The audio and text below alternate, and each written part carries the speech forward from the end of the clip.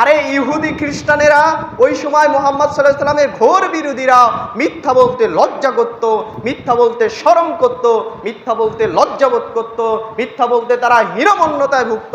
অথচ মুসলমানের বাচ্চারা আজকে মিথ্যা বলতে এক সেকেন্ডও চিন্তা ভাবনা করে না। আপনাকে উদাহরণ দিলে আপনি বুঝতে পারবেন যে ওই সময় ইহুদি খ্রিস্টানেরা, পৌত্তলিকেরা, ওই সময় কাফেরেরা মিথ্যাকে এত পরিমাণে ঘৃণা করত, এত পরিমাণে ঘৃণা করত, এত পরিমাণে ঘৃণা করত। এই ঘটনাকে যদি আপনি ভালোভাবে বুঝতে পারেন তাহলে বুঝতে পারবেন ইহুদি খ্রিস্টানেরা এবং কাফেরেরা এই মিথ্যাকে তারা কি পরিমাণে ঘৃণা করত।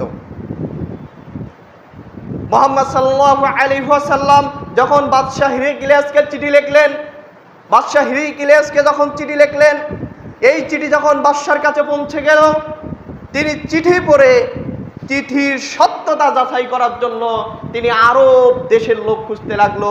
তার সৈন্য সামন্তকে বলল, কোন ব্যক্তিকে পাওয়া যায়, আরবের কোন ব্যক্তিকে পাওয়া যায়, তুমি সেই ব্যক্তিকে আমার সেই রাজ্যে ধরে নিয়ে আসো, আমার কাছে নিয়ে আসো।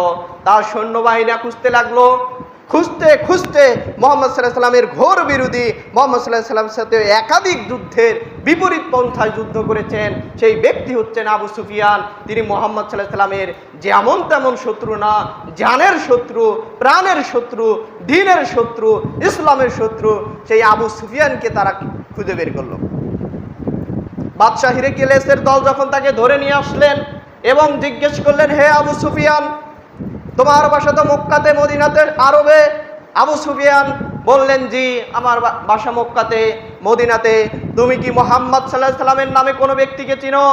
সেদিন আবু সুফিয়ান বলছেন, আমি হাজারো চেষ্টা করলাম মিথ্যা বলবো, মুহাম্মদ সাল্লাল্লাহু আলাইহি ওয়াসাল্লামকে অপমান করব, মুহাম্মদ সাল্লাল্লাহু আলাইহি ওয়াসাল্লামকে তুচ্ছ জ্ঞান করব, মুহাম্মদ সাল্লাল্লাহু আলাইহি ওয়াসাল্লামকে অপমান করব। হাজারো চেষ্টা করে আমি বাদশার সামনে নিজের ইচ্ছা থাকা সত্ত্বেও আমি মিথ্যা বলতে পারি না। সুবহানাল্লাহ। অথচ তারা কি কাফের? আরে কাফের তো সেটা আলাদা কথা, তিনি হচ্ছে মুহাম্মদ সাল্লাল্লাহু আলাইহি ওয়াসাল্লামের ঘোর বিরোধী।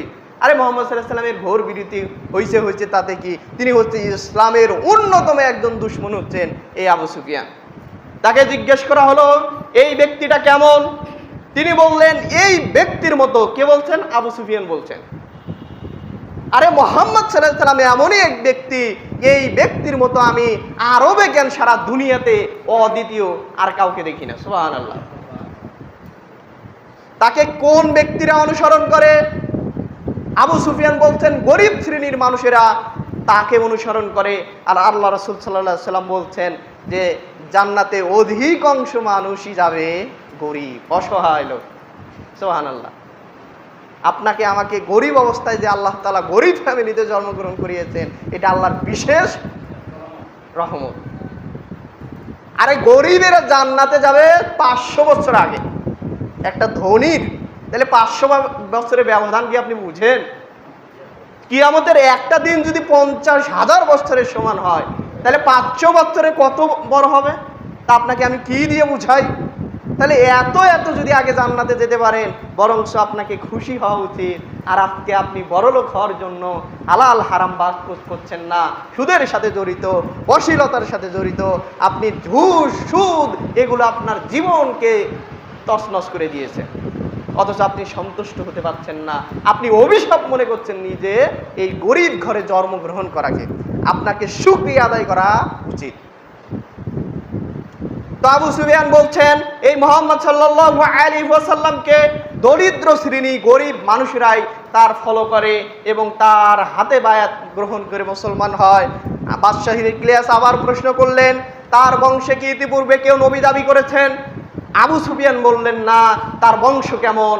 আবু সুফিয়ান বললেন, তার বংশ হচ্ছে সম্ভ্রান্ত বংশ, মক্কার সবচেয়ে দামি বংশ হচ্ছে এই কুরাইশ বংশ। এই কুরাইশ বংশের সন্তান হচ্ছেন এই মুহাম্মদ সাল্লাল্লাহু আলাইহি ওয়াসাল্লাম। তিনি অনেক প্রশ্ন জিজ্ঞেস করলেন আবু সুফিয়ানকে। আবু সুফিয়ানকে একজন কাফের, আবু সুফিয়ানকে মুহাম্মদ সাল্লাল্লাহু আলাইহি ওয়াসাল্লামের শত্রু। অথচ ওই সময় ওইখানে কোনো সাহাবী উপস্থিত নাই, ওই সময় কোনো নবীরা, আল্লাহর নবী উপস্থিত নাই, ওইখানে তাকে ঠেকানোর কেউ নাই। অথচ সেই নির্জনে একাকিত্ব সময়ে আবু সুফিয়ান মিথ্যা কথা বলেননি, যাহা বলেছেন সত্য বলেছেন।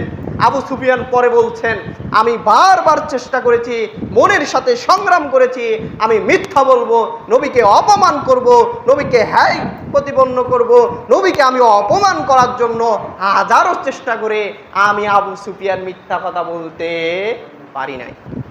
একজন কাফের যদি মিথ্যা কথাকে এত পরিমাণে ঘৃণা করে, তাহলে আপনাকে কি পরিমাণে ঘৃণা করা উচিত একবার বিবেকের কাছে প্রশ্ন করুন। আরে আপনার জীবনটা মিথ্যার সাথে ওতপ্রোতভাবে জড়িত। মিথ্যা না বললে আপনার দিন শুরু হয় না, আর মিথ্যা না বললে আপনার রাত শেষ হয় না।